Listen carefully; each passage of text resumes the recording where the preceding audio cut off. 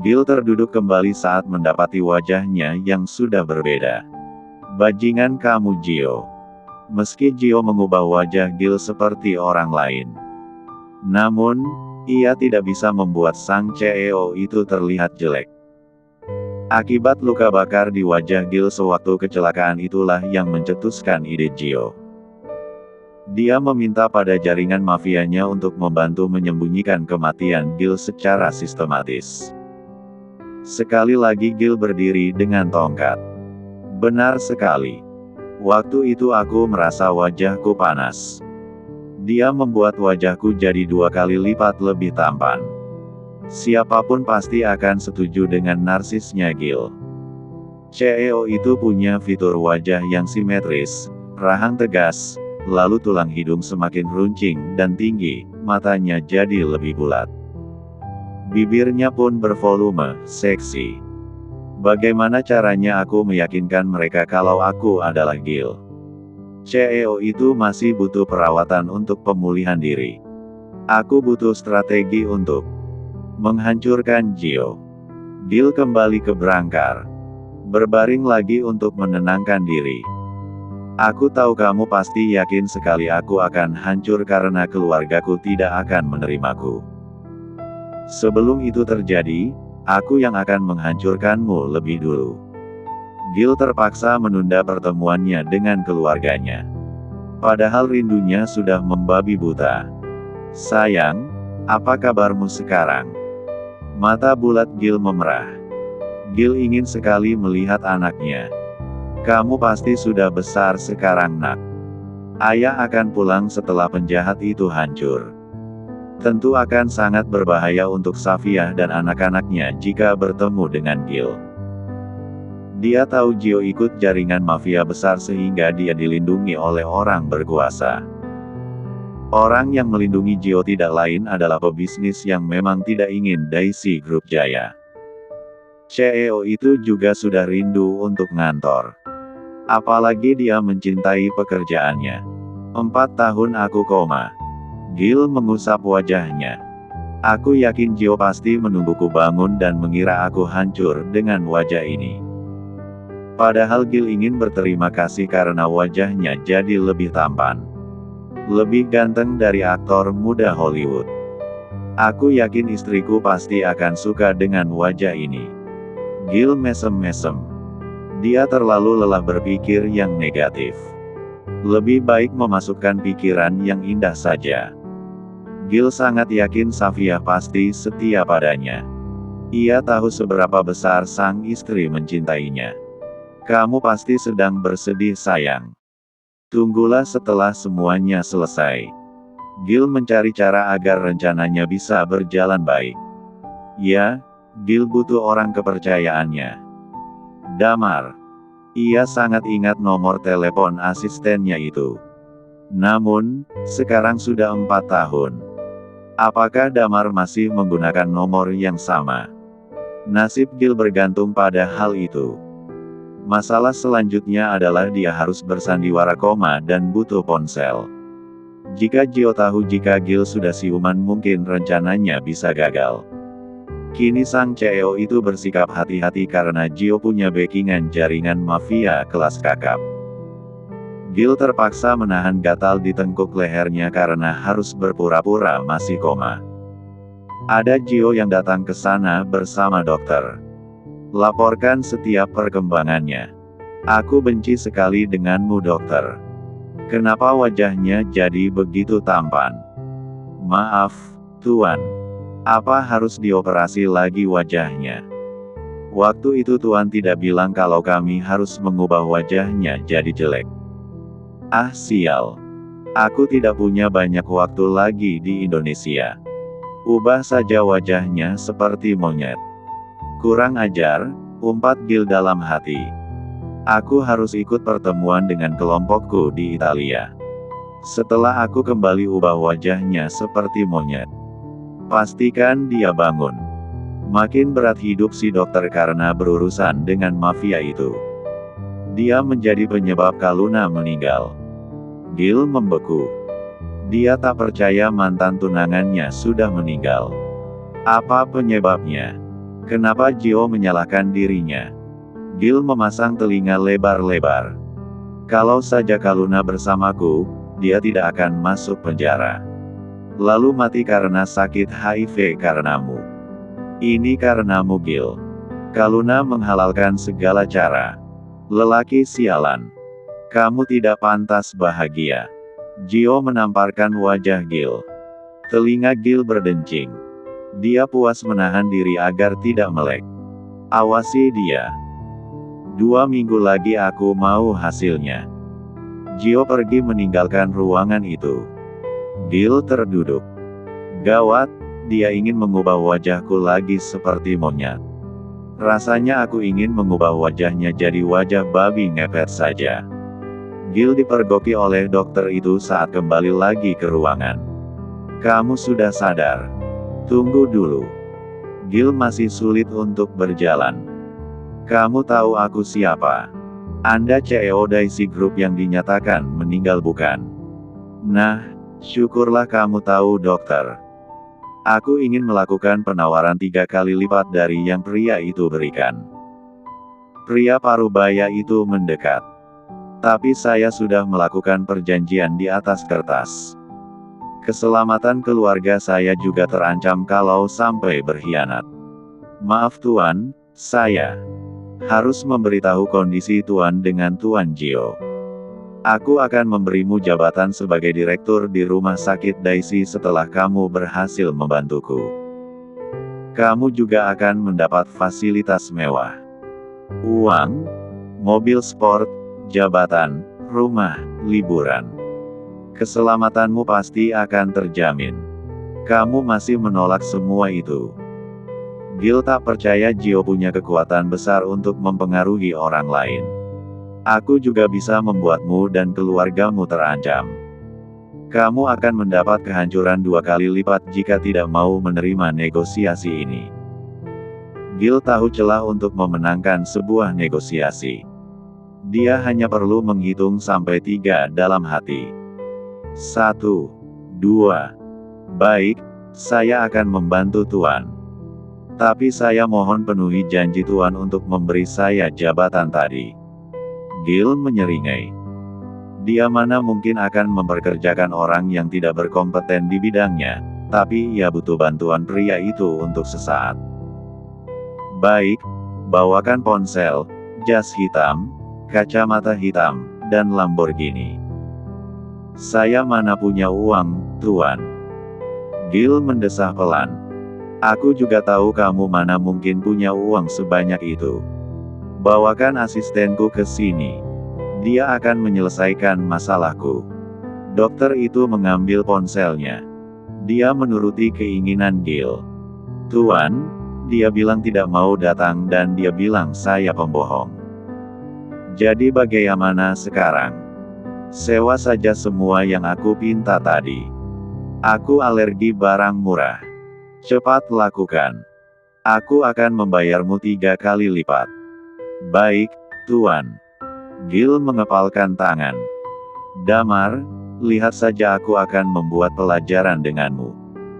Gil dengan sisi buruknya yang masih saja sedikit angkuh selalu ingin tampil paripurna. Dia mengenakan jas mahal, kacamata hitam, dan mobil Lamborghini merah. Ya walaupun itu hasil sewaan, tapi Gil akan memastikan bahwa dia akan membeli mobil yang lebih mahal dari itu lagi. Gil membawa mobil itu ke sebuah kafe. Kamu harus bersyukur Damar punya bos yang sangat tahu asistennya luar dan dalam. Gil tahu sore hari Damar suka nongkrong sendirian di sebuah kafe cozy berkonsep rustik. Itu dia. Gil berjalan dengan gagah ke dalam ruang kafe. Dia bisa melihat Damar yang sibuk dengan tabletnya dari dinding transparan. Damar. Suara Gil begitu berat untuk didengar. Damar mendongak. Dia seperti mencium aroma parfum mus mahal milik CEO yang merupakan tempatnya berbakti selama ini. Lama ia menatap pria tampan itu, ia yakin Gil pasti aktor yang sedang syuting film. Apa kafe ini mau dipakai untuk syuting film? Damar beranjak membawa barang-barangnya. Pelak. Gil menggeplak kepala asistennya.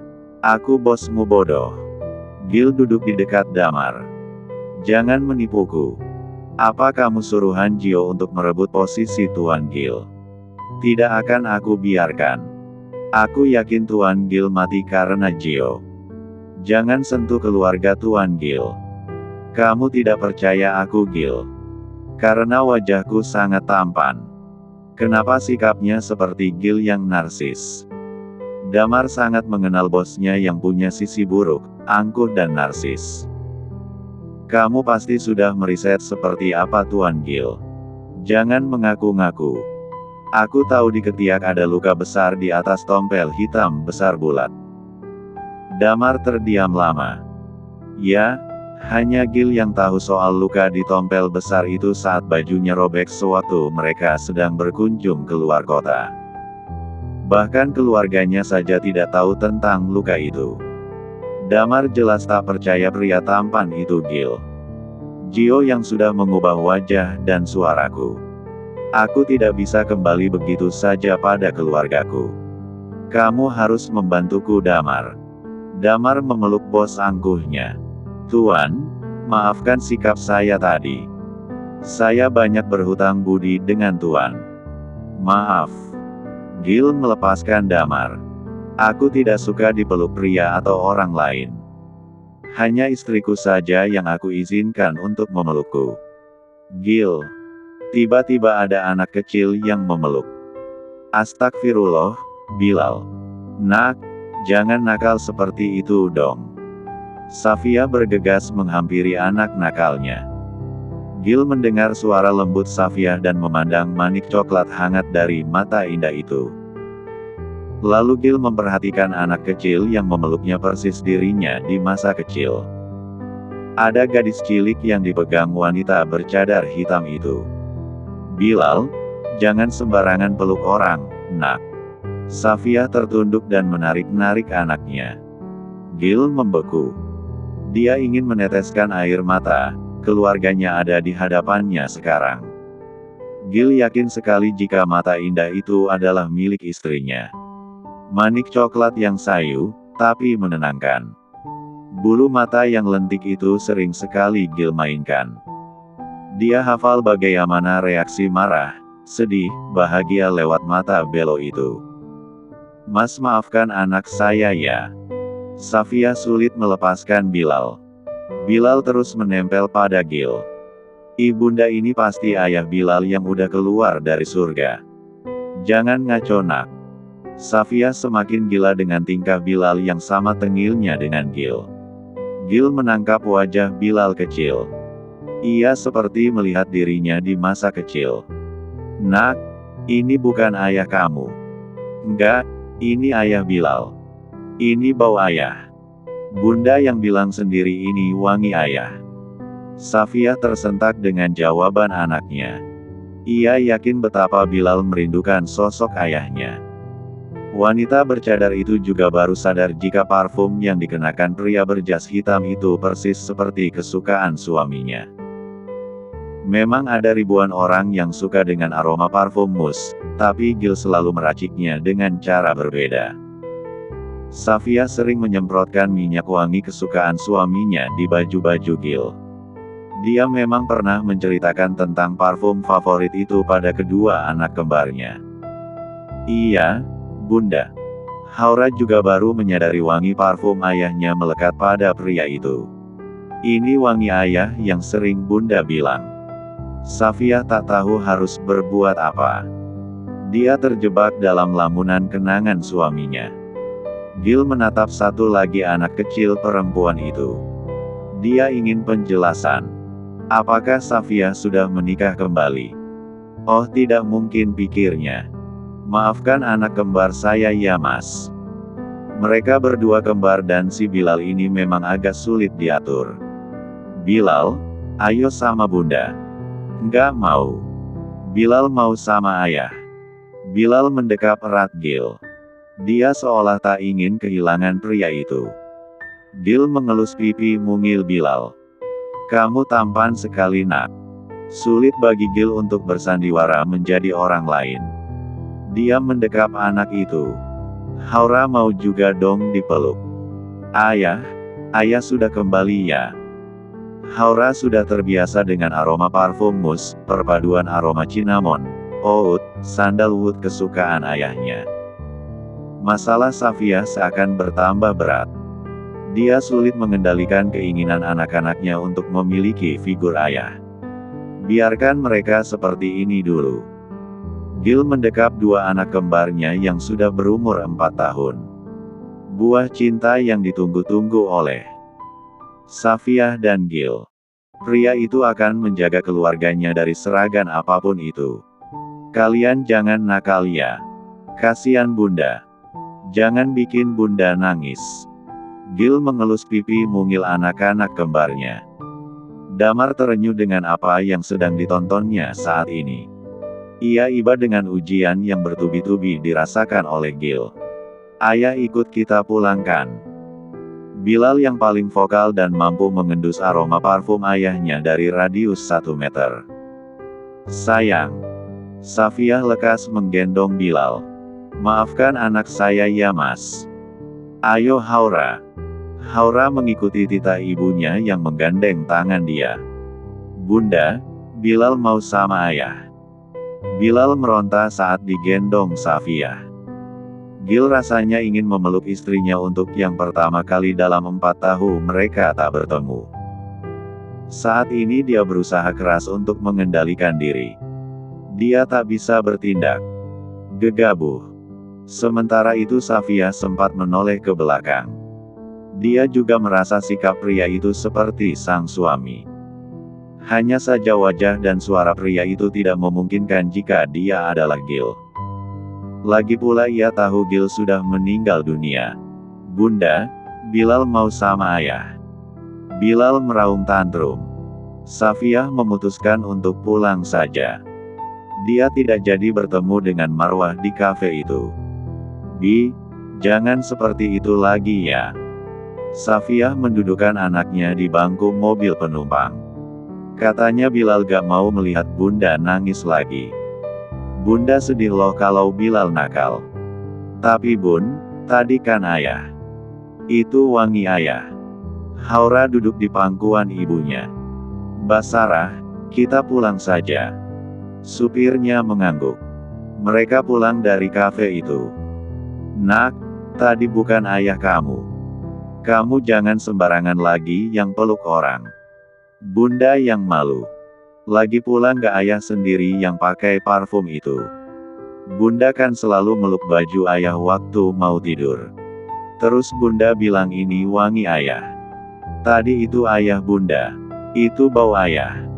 Bilal yang terus ngotot itu meronta-ronta. Ya Allah anakku. Safia menyesal mengenalkan aroma Gil pada anak-anaknya. Gil tinggal di penthouse untuk sementara waktu. Dia memilih untuk tidak mengemukakan identitasnya sebelum melumpuhkan Gio. Tuan, kita mau kemana hari ini? Damar selalu menjadi asisten setianya. Gil selalu mengenakan pakaian kebanggannya yang memperlihatkan status sosial. Jas hitam dan jam tangan mahal. Kita tunggu saja kepulangan Gio. Dia tidak sendiri. Di belakangnya ada kelompok mafia yang berbahaya. Aku tidak mau keluargaku terancam. Damar duduk di seberang meja bundar hitam. Apa rencanamu tuan? Gil menyeringai. Kita lihat saja sejauh mana penjahat sepertinya akan bertahan. Ikuti saja rencanaku. Baik, tuan. Kita harus bertemu seseorang untuk memuluskan rencana ini. Damar mengangguk. Dia mengikuti Gil yang berjalan lebih dulu keluar dari tempat itu. Tiba-tiba muncul keinginan untuk bertemu dengan anaknya lagi. Gil masih merasa rindu yang menggebu-gebu pada keluarganya. Kita singgah di TK anakku dulu. Kamu sudah dapat semua informasi tentang keluargaku bukan? Iya tuan. Damar membuka pintu mobil hitam itu. Sepanjang perjalanan, Gil sudah tidak sabar untuk melihat anak-anaknya lagi. Dia yakin Safia juga mengantarnya. Saat tiba di sana senyum Gil sirna. Siapa pria yang memberikan buket bunga pada istriku? Dia Kaivan. Sudah lama mengincar istri Tuan Gil. Kurang ajar. Dia pikir istriku sudah janda. Gil hampir keluar dari mobil karena kesabarannya setipis jembatan Siratul Mustaqim. Damar menahan sang bos yang punya sifat pencemburu akut itu. Tuan sabarlah. Ya sudah pergi dari sini. Aku harus cepat menghancurkan Gio supaya aku bisa kembali bersama keluargaku. Mobil itu melaju dengan kencang. Safia heran Kaivan tidak putus asa sama sekali. Sudah berbagai cara Safia lakukan untuk menolak Kaivan. Maaf Mas Kaivan, tidak baik loh. Memberikannya di sini. Apa kata orang nanti? Safia yang berada di parkiran tak nyaman diperhatikan orang-orang. Tidak baik juga menolak niat baik seseorang. Kaivan meletakkan bunga baby bread itu di tangan Safia. Aku harap kamu menerimaku suatu hari nanti. Plak, au. Bokong Kaivan terasa panas. Ada yang menamparkan pantat Kaivan. Jangan ganggu bunda. Bilal memeluk ibunya. Kita sudah punya ayah. Ayah sudah turun dari surga. Nanti ayah bisa marah. Haura hanya diam berlari ke arah bundanya. Dia tidak sevokal Bilal yang begitu berani. Tanpa menerima resiko jika orang itu tidak suka. Sebelum Safia menjawab, ponselnya berdering. Ada sebuah pesan masuk. +62X, suamimu El Gil Natanio masih hidup. Ini buktinya. Ada pesan baru yang memuat sebuah bukti itu.